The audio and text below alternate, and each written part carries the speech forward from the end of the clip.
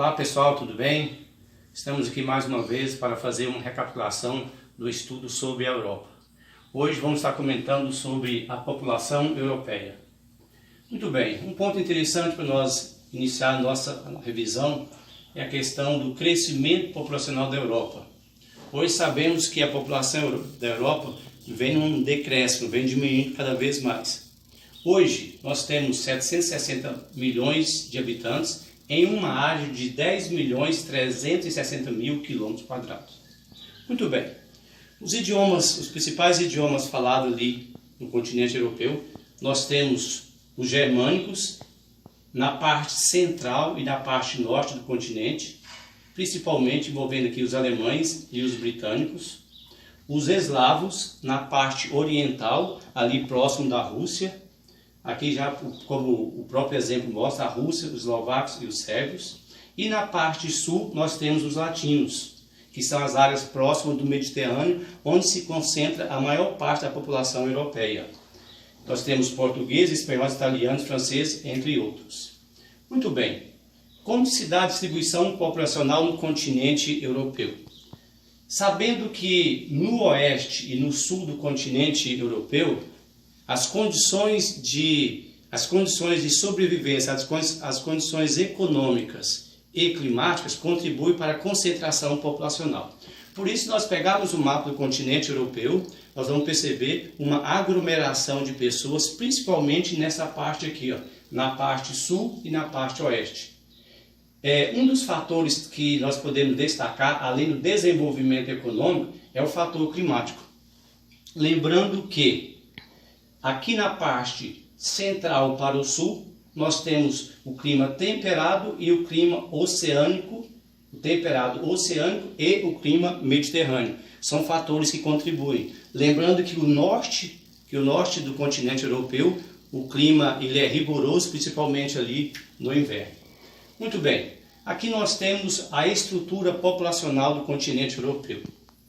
Já como nós comentamos, a população europeia, principalmente da parte ocidental, apresenta. Por que nós colocamos aqui na parte ocidental? Porque, de uma certa maneira, a distribuição populacional ela é desigual no continente europeu. E um dos fatores, principalmente, que contribui para a ocupação dessa área aqui. Então, na parte ocidental, nós encontramos uma população um pouco mais desenvolvida. Os países que oferecem melhores condições de vida. É óbvio, se nós formos falar do continente europeu, vem em mente que todos os países são desenvolvidos. Mas precisamos saber também que mesmo nesse desenvolvimento existe uma desigualdade de um país para com o outro. Muito bem, aqui algumas características de um país desenvolvido. Lembrando que o continente europeu, os países praticamente todos são desenvolvidos, embora com algumas desigualdades. Muito bem. Alta escolaridade. A taxa de analfabetismo livre praticamente é quase zero. Então existe uma alta taxa de escolaridade e um elevado IDH. Muito bem, esse fator aqui é um fator interessante porque quando nós falamos do IDH, nós estamos falando de renda, educação e saúde. Então quando eu me dirijo ao IDH de um país, o IDH ele mede de 0 a 1. Então, o IDH dos países europeus, principalmente na parte ocidental, apresenta um dos melhores IDHs que nós temos no nosso planeta. Muito bem. Outro fator que podemos salientar aqui sobre o continente europeu são as baixas taxas de natalidade e mortalidade.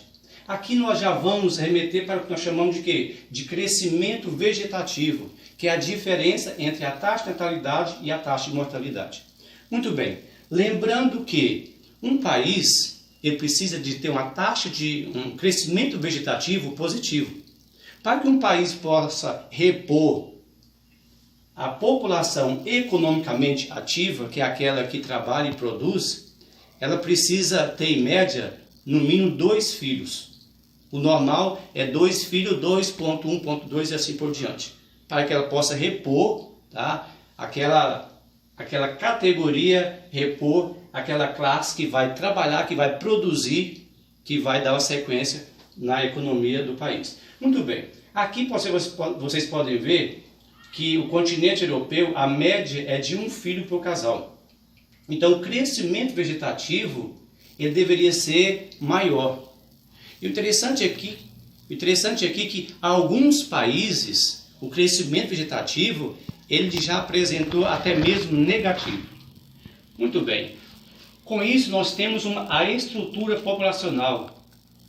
É difícil hoje nós falarmos da estrutura populacional da Europa sem colocar uma das maiores preocupações do continente europeu, que é o envelhecimento da população. O envelhecimento demográfico da Europa é considerado um problema porque a sua ocorrência indica uma redução da população economicamente ativa, e que nós comentamos aqui hoje, minutos atrás aqui. Muito bem, olha, o número de habitantes geralmente entre 15 e 60 anos aptos a trabalhar e, portanto, a sustentar a economia. Por que de uma certa maneira, existe hoje nos continentes, em vários continentes, assim como na Europa, em vários países, uma questão do fluxo migratório? Um ponto interessante aqui, porque a Europa, de uma certa maneira, ela precisa desse fluxo migratório. Porque só lembrando que esse fluxo migratório, ele não é só na questão de imigração. Dentro do próprio continente, nós encontramos também pessoas saindo de um país para o outro em busca de melhores condições de vida. Agora, isso aí gera um problema que nós estamos presenciando aí cada vez mais através da mídia, que é a questão da xenofobia. Porque a xenofobia, de uma certa maneira, não é só com países subdesenvolvidos. A xenofobia é a não aceitação de pessoas estrangeiras, de pessoas de outro país. Então, dentro mesmo do continente europeu, existe a xenofobia, que é a não aceitação de uma população de outros países. Agora, um fator que nós podemos salientar aqui da xenofobia é com relação a pessoas que vêm de outros países, como por exemplo, latinos, asiáticos, africanos. Essa xenofobia, de uma certa maneira, ela está relacionada à não capacitação. São quando pessoas saem do seu país e vão para a Europa, mas não tem uma qualificação, não tem uma mão de obra qualificada.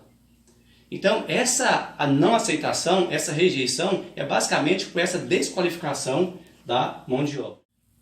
Muito bem, pessoal, é isso. Como nós falamos aqui, isso aqui é uma síntese, é um resumo.